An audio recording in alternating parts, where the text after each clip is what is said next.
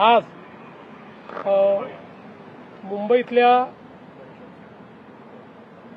Auto चालक taxi चालक संघटनेने माझी भेट घेतली आणि हाजी अराफात यांच्या नेतृत्वात ही भेट झाली। त्यावेळी त्यांनी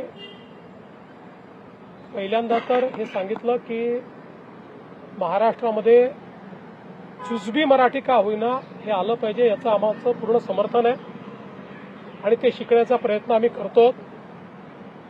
कशा पद्धतीनं त्यांनी प्रयत्न केला हे देखील त्यांनी सांगितलं आणि भविष्यातही हा प्रयत्न आम्ही करत राहू। पण वेगवेगळ्या वयातले हे जे काही टॅक्सी चालक रिक्षा चालक आहेत यांना इतक्या कमी वेळामध्ये जुजबी मराठी शिकता येईल हे काही योग्य नाही, शक्य नाही आणि म्हणून आम्हाला वेळ वाढवून द्यावी अशा प्रकारची मागणी त्यांनी केली।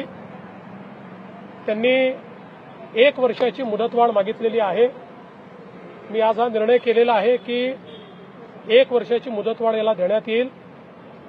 कोणतीही कारवाई दरम्यानच्या काळात केली जाणार नाही। या 1 वर्षात त्यांनी हा निर्णय केलेला आहे की वेगवेगळ्या प्रकारे क्लासेस तयार करून, वेगवेगळ्या प्रकारचं लिटरेचर तयार करून आणि जुजबी मराठी जी आहे ही सर्व ऑटो चालक आणि रिक्षा चालक आणि टॅक्सी चालकांना ते शिकवतील।